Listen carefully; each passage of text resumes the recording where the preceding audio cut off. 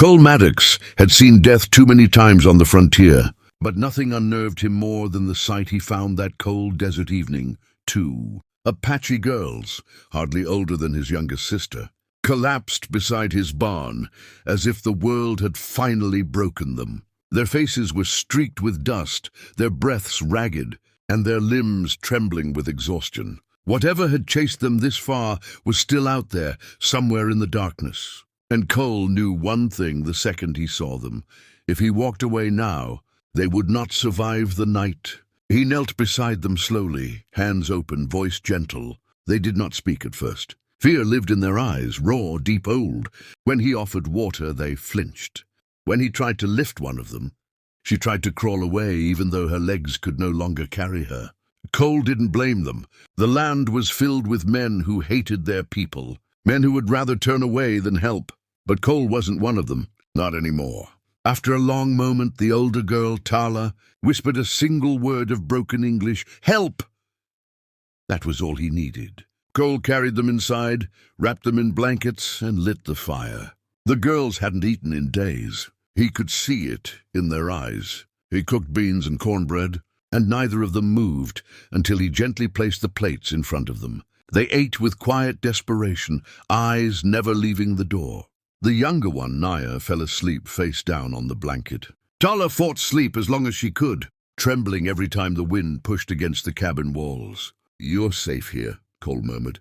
She didn't believe him, not then, but her body finally gave in. Cole had only one bed, and he didn't hesitate. He laid both girls there and covered them carefully. He slept on the floor, his rifle near but untouched. He meant no harm, and he prayed they knew that.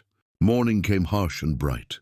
When Tala awoke and saw him asleep on the cold floorboard, something changed in her expression, something softening, something remembering that kindness existed in the world. When Cole stepped outside to fetch wood, that was when he saw the dust cloud on the horizon, wide, heavy, impossible to ignore. Not riders, a formation, a war band. His blood went cold. In less than a minute, the land around his ranch swarmed with Apache warriors, more than 150, silent as ghosts and armed with rifles and lances. Their horses circled him like a tightening noose. Cole raised his hands, praying the girls were still inside. Then the riders parted, and their leader approached, a hard-faced man with braided hair and fierce eyes. But beneath the stern expression lived something deeper, pain, fear, and a father's terror. "I am Chief Maka," the man said. "You have my daughters." Cole swallowed. "They came to my doorstep half dead. I gave them food, gave them my bed. They're safe." The warriors bristled at the word bed, but Maka held up his hand. His gaze was sharp enough to slice through. "Bone, if you touch them," he said quietly. "There will be no place on this earth where you can hide from me." Before Cole could respond, the cabin door burst open and Tala stumbled out. "Father!" she cried, running to him.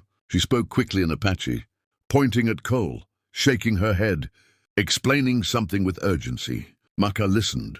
His shoulders slowly lowered. The fire in his eyes dimmed, replaced by relief. He dismounted, approached Cole, and for a few long seconds simply stared. Then he extended his hand. "You gave my daughter's life," Maka said.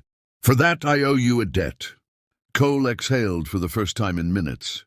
"No debt, they're kids. Anyone would have—" "No," Maka interrupted. "Not anyone." The warriors relaxed. Some even nodded to him with quiet respect. What Cole didn't know was that Tala and Naya had been missing for 4 days. A band of outlaws had attacked their small winter camp. The girls escaped, but their mother, she had not. Maka had searched the desert with every warrior he could gather, following faint tracks and hoping his daughters were alive.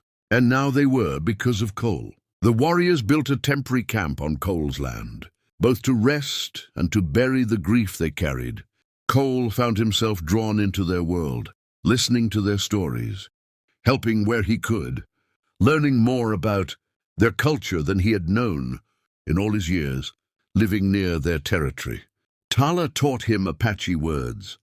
Naya followed him like a shadow, giggling every time he pretended to fall in the mud just to hear her laugh. But danger was not done with them. 3 days later, smoke rose from the north. The same outlaws who attacked the Apache camp were coming, and they had found the tracks of Makas, warriors leading straight to Cole's ranch. Cole did not hesitate. He grabbed his rifle, mounted his horse, and rode to warn Maka. By sundown, they were surrounded by enemies, but the Apache warriors were prepared, and Cole fought at their side, not because he had to, but because he wanted to. The battle was fierce and fast. Cole's cabin took a bullet through the window. Maka lost a horse. Tala shielded Naya with her own body. But by dawn, the outlaws were defeated. The desert fell quiet again. When the smoke cleared, Maka walked to Cole and placed his own necklace, a carved stone wolf, around Cole's neck. "You are no longer just a rancher," Maka said. "You are a friend to my blood." Cole bowed his head, humbled beyond words. That afternoon, the tribe prepared to leave. Tala hugged him tightly. Naya cried when she had to let go of him. Maka placed a hand on Cole's shoulder, firm, grateful, respectful. "If ever you are in need," the chief said, "send word. My people will come." Cole watched them ride away. A line of 150 warriors and 2 small girls, waving from horseback until they disappeared into the golden horizon.